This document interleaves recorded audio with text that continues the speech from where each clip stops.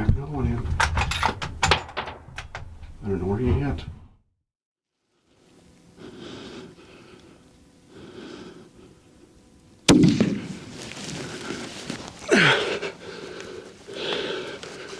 Sorry, I cannot get him on camera, but there he is.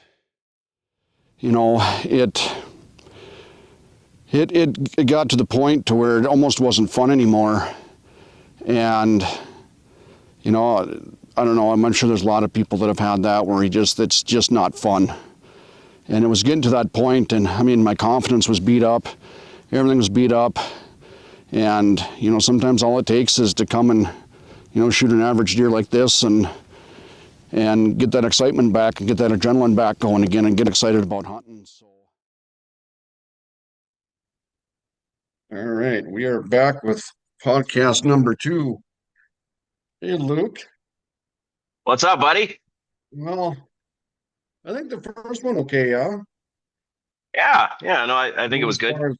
far as podcast goes, I guess they're tough to get views on, but you know, for being the first one, it wasn't too bad. And what did we get here? Look it up, 100 and some odd views or something. I mean, Buck nothing, 40 or something. Yeah, yep. yeah, nothing tremendous, but anyway, well, we're back talking more deer hunting, I guess. Way it sounds, you had a kind of a cool night last night with a newbie, yeah. Yeah, it was interesting. And then sounds like you finally shot a buck. Nice, nice. He got that this morning. No, you. Oh, yeah, yeah, yeah. I act surprised too. You know, it's been the last 2 years has been um more than frustrating. And I passed up two really good bucks last year because I was dedicated to filming and getting everything on film. Yep. And I passed he was old. I mean, he had half of his left side broke off. His G3s were really tall, but the rest of them was short. He was an old buck. I passed what was probably a 160-ish deer Yeah. that I didn't know it was quite that big when I passed him up. And it wasn't like I didn't have an opportunity to kill him, but I just didn't have the camera rolling. Okay. And it is so tough. If anybody's done this, it is so tough to self film and hunt at the same time. Yeah. It is. If everybody's seen my video from the buck last week, there, man, I look like a monkey screwing a football, you know. But I wasn't Well, going to pass him. it works best in two-man teams, and if you don't have the ability to always do that, it's hard to do it Oh, solo. it's tough. It's tough. And Yep. normally my Yep. son, you know, is filming and he does a really good job. But Saturday morning he wasn't feeling quite well, and you know the way that hunt worked out, if he would have been with, oh, Yep. it would have been just awesome footage. But you know, I when I seen that buck, he was up on a butte, and I got kind of to where not I kind of got caught out in the open a little bit with him, so I kind of laid on my side, and if you ever watched the video, I'm sure you have. Weeds got in my way, and it took the focus of the camera, and it made Yep. the deer blurry itself. And if I would have went like this and moved the camera up, I don't think he would have done nothing because the rut was absolutely insane last Saturday.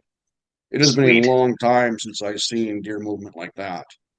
It Yep. was just insane. I was watching, oh, I think 4 different groups of deer. And I, you know, as I sat, I could look this way and then over here and look over here, and there were just different groups. Just one group would be a buck chasing doe, another group would Yep. be a buck chasing another buck off some does. It was late for the rut, but my God, it was insane. It was so much fun. I liked I liked how real that video was, though. I mean, it wasn't. There was, how do I say it? There was no cheese dick showmanship. It was just real, you know. It was Um, that's as raw as it could get. I yeah. mean, I didn't have nobody else with. my wife dropped me off at that pasture, and Hey, speaking it, of it's speaking of raw, speaking of raw, how's your mom doing? yeah, she's old. She probably doesn't remember your last visit. No, I don't either. but anyway, yeah, she dropped me off at that pasture. That pasture is usually full of muleys, and I had a either or, any antlered. So I Yep, went up there kind of the intentions of seeing a mule deer. And as I came in, and as you can see in the beginning of the video, I kicked a buck and a doe out of that patch of brush with that stock down. And that buck there, come to find out, was the one I thought I shot, but it wasn't.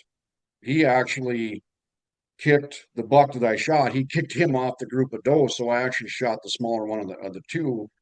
But the way it worked out, I wasn't going to pass that up. And I had my nephew and his friend about half mile away, well, maybe not even half mile away, watching the whole thing. And I didn't yep. realize, and they said, yeah, that group of does was down below and he was up top and he was looking down at his does. Well, duh, he got his rear end booted out of there and he was watching it, if that buck was going to leave his does. And Yeah, well, the only shame that he had wasn't just get kicked off his does. He got Creedmored pretty hard. So, yeah. Yep, yep, but no, the way it worked out, we don't have a lot of terrain here to do spot and stocks like that. But yep. the way it worked out, he was, the butte kind of went on almost kind of like an L shape, and he was kind of right where it bent just a little bit. So once he went down below the off the top of it, I was able to get right up next to it and then sneak up top and just worked out where the top was dish bowled, where I could get my fat ass up there and maneuver up. And then when I peeked over, he wasn't where I thought he'd be, but I'm like, you know what, I'm just gonna get up here and I'm gonna wait. And I put my binoculars case right next to me and put the camera up on it while I was gonna maneuver it so it would get good enough view. Well, when I was doing that, I looked down and he came down from right below me, less than 100 yards away. And I'm like, well, yep, screw the camera. We're going to kill something here. So, quick side note: when you set the camera and crawled up the hill to peek over, and I was watching that, I laughed pretty hard. You still crawl around pretty good for a big guy. Yeah. I'm for a big fat shit like myself, being 6.5 feet tall and 280 pounds, 90, whatever it is. I'm stealthy like 400. a ninja when it comes to a big fella. You know, Yeah. I notice every year it's getting tougher and tougher because I'm going, man, my knees don't move as good as they used to, Well, at cramping one up point all in the that time. at one point in that crawl, you weren't even like hands and knees crawling. You were like hands and feet crawling, and that's not an easy thing to do. But when you're excited, man, you do it. Well, at that point of the game, I didn't even know he was there. So, I mean, Yep. it was that point in the game to where I'm going, yeah, he's gonna not show back up. And I got in Yep. perfect position and then it was once I seen him, I'm like, oh shit, this is gonna work out way better than what I thought to begin with. Because Right. I got up to him from 400 and I believe it was 427 to Sure. about 100 when I ended up shooting him. Yeah. So that was fun. But bottom line, if he wasn't in the rut like that, I never would have Yeah. got him. There's no way he would have No stuck doubt. around. But it's all good. It was fun. It was probably one of the funnest hunts I've had in a long, long time. And like I told everybody, I said it ain't the size of them that got me excited. It was just the holy shit, something worked out, The effort and and the way it worked. Yeah, exactly. but the hunt itself was just so much fun. I mean, that's what I Yeah. miss about our style of hunting out here compared to like your guys' in Minnesota. Yep. There's yeah, granted Minnesota, you can hear a lot coming in and you can hide better and you can, it's set Right. up a lot better. But man, like you got to get out here and I got to get you on a spot and stock. Yeah. And it is something else. Well, I sent you that video of that doe interaction I had. So, like I was saying, I every year I try to spend. I'll take half of a day and I'll just kind of like sneak through the woods and I've gotten, like I said, really good at it. And I got within, and again, here's where camera work comes into play because it's really hard to do it by yourself. But I don't know how you could do the spot and stock that I do with another person. It just wouldn't work. So Right, right, definitely something I need to figure out as far as filming. But that video I sent you, I got within 10 feet of this doe, and the crappy camera work makes it look like it's way further away. And I joked around with her for probably, I think the video's 4.5 minutes or something like that.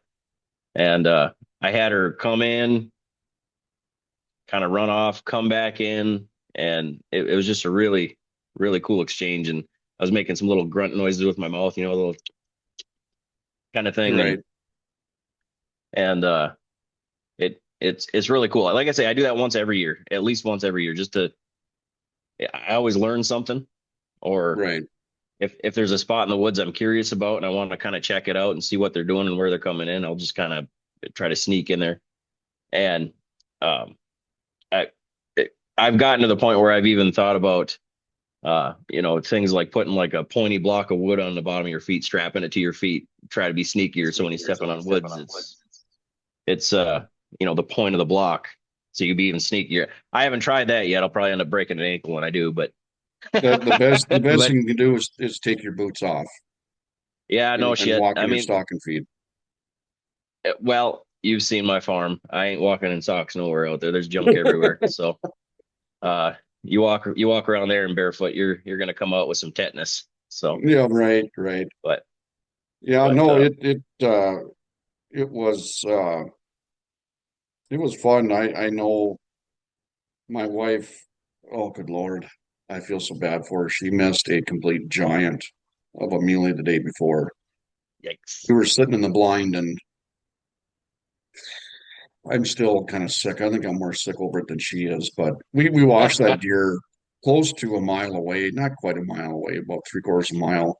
Didn't know what he was, just knew it was a big body and a small body deer. Well, come to find out it was a real big muley buck and a good sized doe. Well, they ended up about a half an hour later. Wife goes, "Oh, right here." And I looked over and they were a ways out. They were about 450, 400 about at that time. And they came in and right in front of us, there's a fence line that's about 100 and right about 150 yards in front of us. And they Yep. started creeping up that fence line. And, she got turned and she got the gun ready. And I ranged it at one point. And I think it was 376 or something like that. And I told her, I said, just hold on. They're going to come right up that fence line. You're going to get this deer at 150 yards Yeah. and he's going to stand in broadside. Well, then I had the camera out and the camera's on the tripod. Well, my tripod sucks. So you got to hang on to it tight. Otherwise the camera will move. So you see the camera shake a little bit, but Yeah. I let go of the camera and I looked through the binoculars and went, oh, good Lord. Good Lord. He had all four splits. He had eye guards. He had the whole ball of wax. He was what you're looking for, especially in that part of the country. Yep. And she goes, can I shoot? Can I shoot? I'm like, just wait, just wait. First when I heard the safety go off and she went, can I shoot now? And I said, bang away. Just you could wait. You could wait. It's gonna take about 20 minutes, but I knew she was getting excited and I said, put Yep. put the crosshairs around the tip of his back and touch her off and Right. and she hit I think she jerked the trigger a little bit, but I felt Yep. horrible because it took about 2 days before I went, dear you missed. Here's what he was. And she went, oh. I'm like, yeah, that was.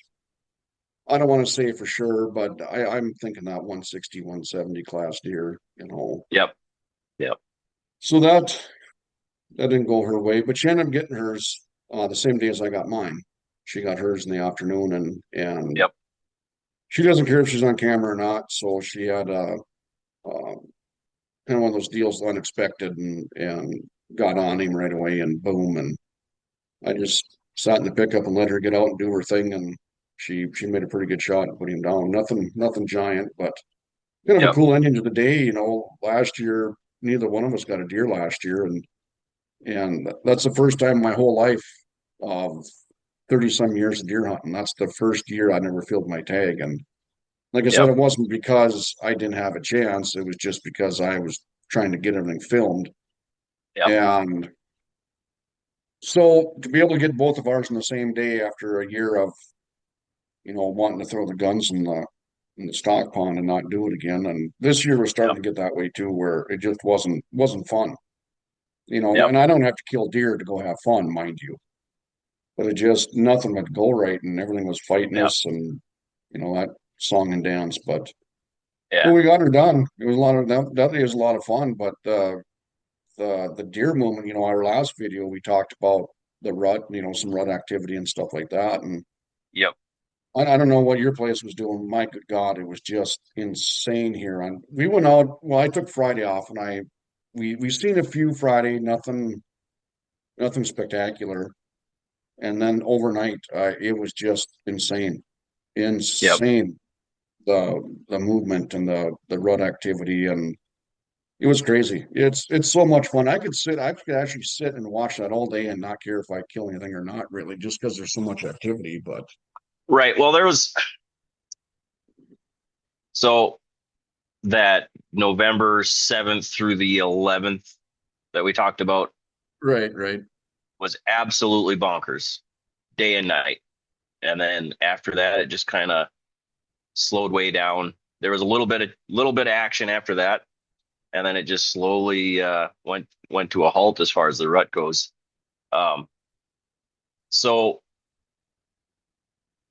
they're out.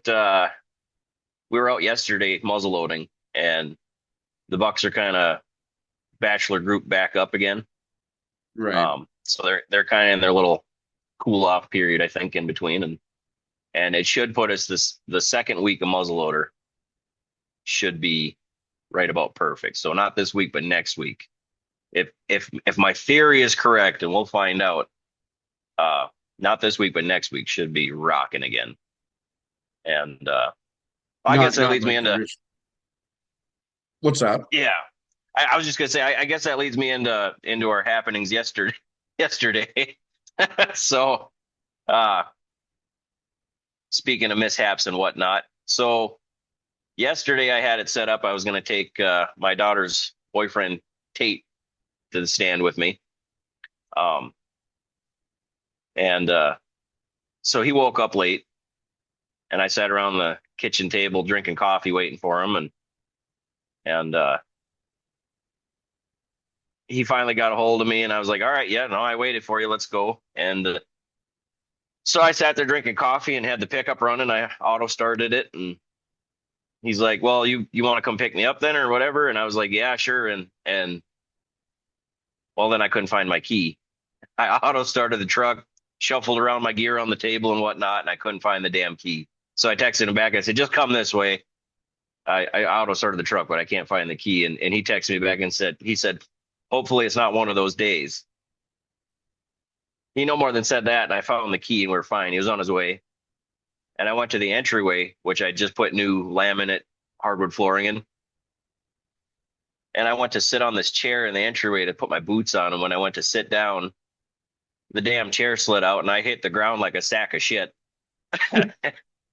And then when I went to get up, I'm already bundled up. So it was like the kid from Christmas Story trying to get up. It was, uh, it was quite the deal. And I just thought to myself, maybe it is one of those days. So, we got out to the stand. I mean, it was after daylight, and we just kind of sat there, and it was colder than a Yeti's ball sack. It was 10 below zero, and we had a buddy heater in there, and it's not the most airtight stand in the world. It's just an old dumper that I found in the woods, and it was cold. It was real cold. So we got in there and let things settle down and quiet out for a little while. The wind was northwest. It was right perfect for what we needed. And so I hit the grunt tube, and a couple minutes later, let off a pretty good rattle with the horns, and then followed it up with a soft grunt, and then we just sat. And what I called in was the size of a white F Ford 250. Oh boy. There was a yeah there. So the spot where I hunt, where I have the stand, it's kind of on the edge with the neighbor's property, and so they were driving back in there to get parts off an old semi that sits back there. So I grunt called in a Ford F-250, which was pretty awesome. So it Wonder was what the definitely one of taxidermy would those say. days. Wonder what the taxidermy would say if you brought him in. Yeah, right. Yeah, so it was definitely one of them mornings, and especially as cold as it was just everything fightsy when it's that cold too. And we could only get there's a slider window in there. We could only get it open about 4 inches, um, which is plenty fine. 4 inches in that stand. I mean, you have a pretty good pan. You could, you know. Um, I gotta get so then we came 4 inches of panning in your mom. probably. So what we did was we came back midday. Um, it was just kind of too cold to sit out there all day. The kid wasn't really dressed for it either. He woke up in a hurry, so he showed up here in rubber boots and jeans and a Carhartt jacket and a ball cap. You And know, is that more of I woke up in a hurry thing, or is that just I'm a dumb kid that don't know what the hell I'm getting into type of thing? no, no, he woke up and ran out the door in a hurry.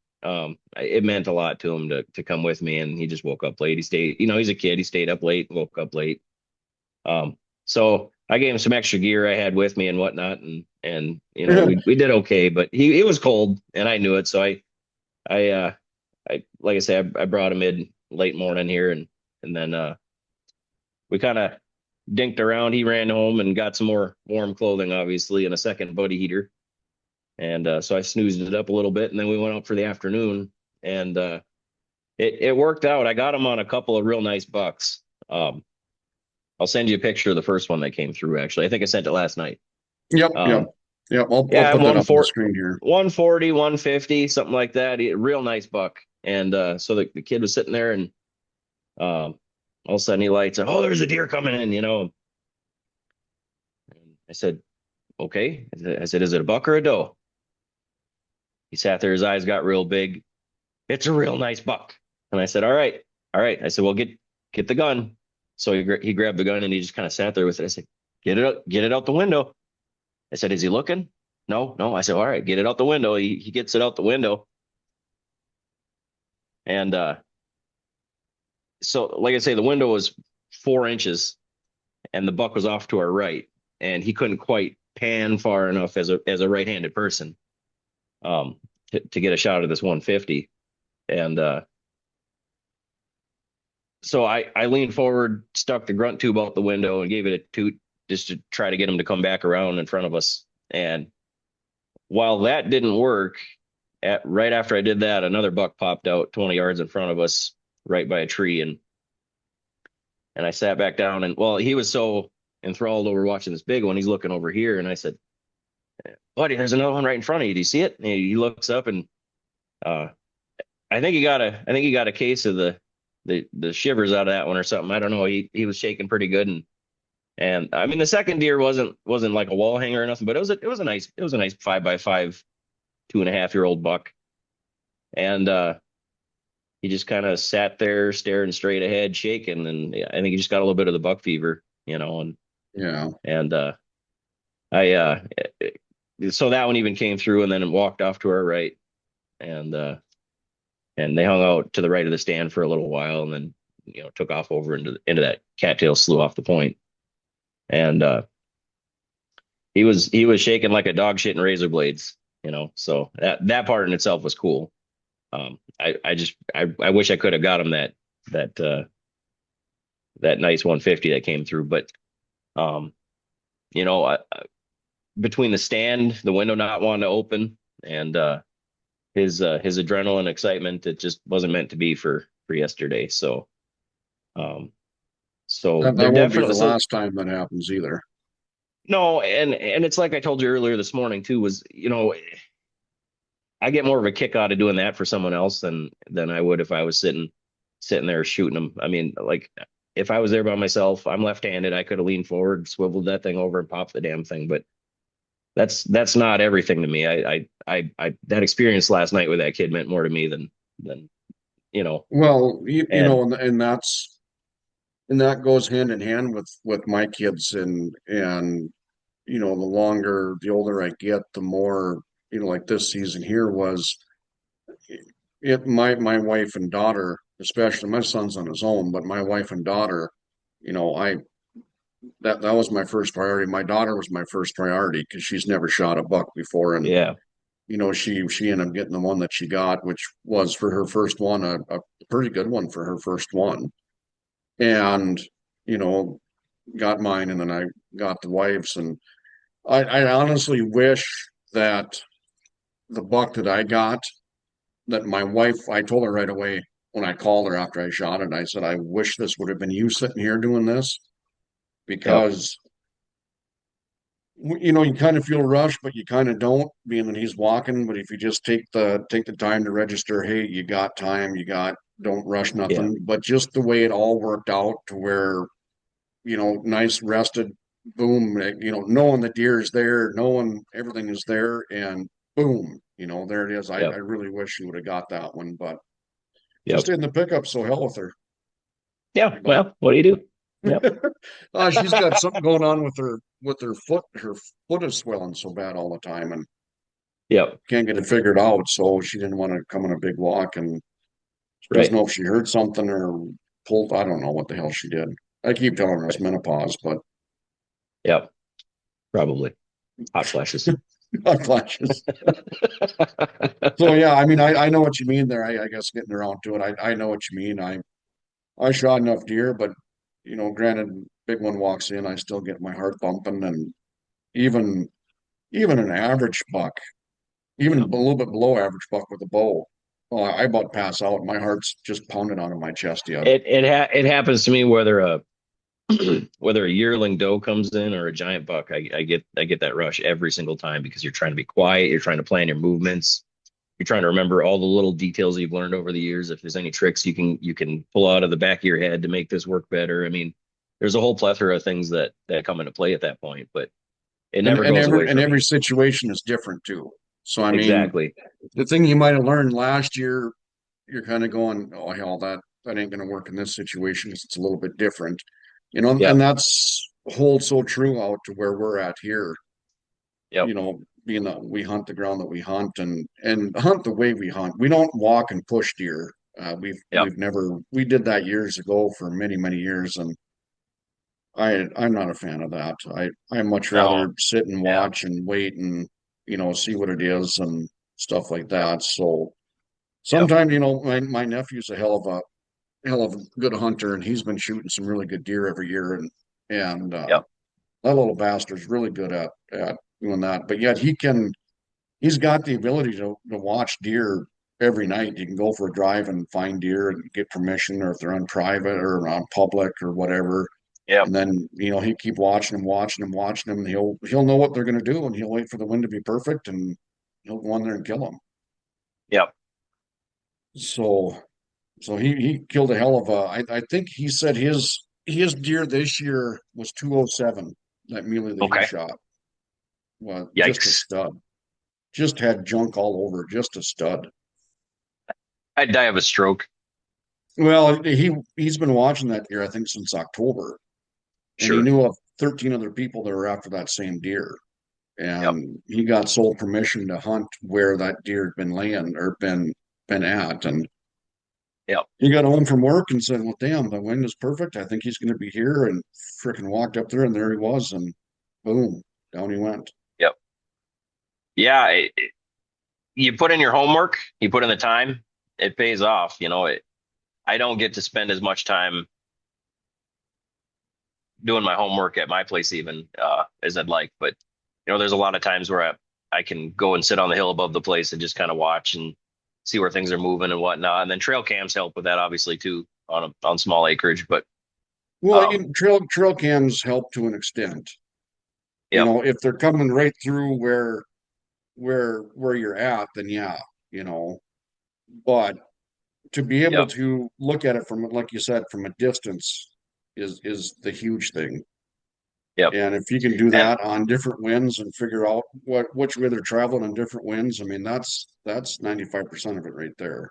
that actually brings me to another point I wanted to discuss, um, which is another thing that I need to remember going forward. So just because you don't have them on camera doesn't mean they're not there. Exactly. Um, Yeah. so opening morning of rifle season, um, I did some rattling and some grunting and whatnot, and I was pretty feeling pretty defeated because of the dog that ran through my place and whatnot. And I didn't see anything that day. I was talking to you. I heard a bunch of racket and sticks and twigs breaking and shit, but we never saw anything. I saw this 2.5-year-old 5x5 a couple of times. And granted, that's actually one of the ones that came through last night, the second one. But the one of the guys I know from Pelican is a hog farmer. Opening morning, 8 a.m., which is about the time I did a rattle and a couple of grunt calls. Um, there's a hog farmer that I know that was driving by on the road by my place, and he told me he saw a monster ass buck cross the gravel road and go into the opposite end of the property from where I was sitting. And I knew there was something there. I didn't get a look at it. I couldn't coax it out. Obviously, by that, if they get big, they're very smart, and there's no way around that. Even during the rut, uh, unless you catch them in that couple-day period where they're zombies over the rut, I guess. But uh, they're smart, and I didn't even get a look at them. Um, I knew there was something big in there. I didn't know what it was. Um, but lesson learned. Just because you don't have them on camera doesn't mean they're not there. Right. And that's something that I really, really have to remember. And this 150 that walked through last night, I haven't gotten a picture of him in over a month, and there he was. So, And he basically went around the camera or came in and went, side to side where he never came into camera view. yeah. So a lot. And that being said, too, the big one that my buddy in Pelicans saw come into my place around that same time, I was getting a lot of ghost shots on the trail camera. You'd get a picture and it'd light off and nothing there, or you might see just a hair of fuzz on the side or something, or and that's pretty indicative of a pretty mature deer. They get weirded out by trail cameras, um, which is also why I have the cameras where I do. I have the cameras uh, on the opposite ends, basically, of where I have the box blind set up. One of them's kind of near my bow stand, but early season that doesn't matter quite as much. So, but I that is it, and I didn't put that together until Jamie. We got Jamie's buck and whatnot. There, when I first started seeing him, it was just ghost shots. You'd see like his hind end, or you'd see him come by with his head down or whatever, and then we started getting full on pictures of him. It took him a little while to get like comfortable with the trail camera. They put out that infrared light, and I think they see that to some extent, or they see some sort of a flash or something, and it does noid them out. So, but lesson learned. Like I say, just because you don't have them on camera doesn't mean they're not there. So, Right. Yeah. Yeah. No, I'd much rather, you know, see deer that are there and then sit and observe from, whether it's 3/4 of a mile away to yeah, where they're just dots, but, you find a buck in that group or maybe it's a bachelor group of bucks and you find one in there that's the one you want. I just go in there and take notes and just sit back and just wait and go, okay, you son of a bitch, I got your number. yep, A lot of guys say there ain't no pattern. I don't believe that for a minute. I right. believe a lot of patterns are off wind. Mhm. Majority of the I do time, too. it's all off wind. I do too. Depending on how they bed, how they come from one spot to another, maybe what time they get up and get on their feet. They're up on their feet, but you know the miles per hour per wind, which way it's from, how far are they Yep, going to travel that night? Are they going to stay and mill around for a little bit first before they go out to the main food source? There's yep, just so many different things with it. But if you can figure right. that out and then play the wind and do everything right. Even this bigger one that came in last night. So I kind of grunt called him across the field, but he didn't come into the fence line spot where they usually come across. He actually came kind of straight to us. He kind of followed straight line right to where he heard the grunt. And then as he came in, he circled downwind of us, Yeah, of where the stand trying to was. trying to see. Okay, there's where that noise is. Now let me smell what the hell it was. Now. So that's if you're not completely quiet still hunting, if you're pursuing them with calls and whatnot, I mean that changes things too, as far as patterns and whatnot. They're not always Yeah, going to be, you know, that's probably where a decoy would have worked out really well. yeah, we talked Maybe, about it, maybe but not wanting to fight it, but maybe wanted to come in and just see who the hell's around. Curiosity. yeah, yeah. I mean, it was so damn cold out yesterday, and the way things were going and everything, I didn't. The thought crossed my mind to get this guy in there, but going in late in the morning and the way it all worked out, it just I didn't even want to mess with it. Yeah, So my luck, but my luck yesterday, I'd have tripped and stabbed myself with a damn thing or something. So I I had one of those days too. Don't feel bad, but yeah, thank God it's over. But I was gonna go ice fishing today, but I'm like, no, I gotta work and tonight, and I got a million things to do. But I'm glad we got to fit this in quick, and we're gonna make this one just a little bit shorter than last. So yep, we still have stuff to talk about because we could sit here for hours and talk about different stuff. But sure. um, I gotta get some stuff done here. But I'm glad we fit it in. I know we've been talking about it all week again, and it just didn't Now seem like, now you sound like your mom again. yeah. Well, the thing you got to know about my mom is she's kind of a lion too. So. I'm just kidding. I love my mom. Just kidding. Everybody. Apparently Luke does too, So everyone listening, we've been doing mom jokes for 20 years. It's a thing. So And it never gets old. We could sit and yeah, do it all day long and laugh. And yeah, it's a pretty good time. Pretty good time. yep, I still remember one quick thing here before we get going, Luke, and majority of the people that watch us are gonna go, what the hell are you guys talking about? Why is this funny?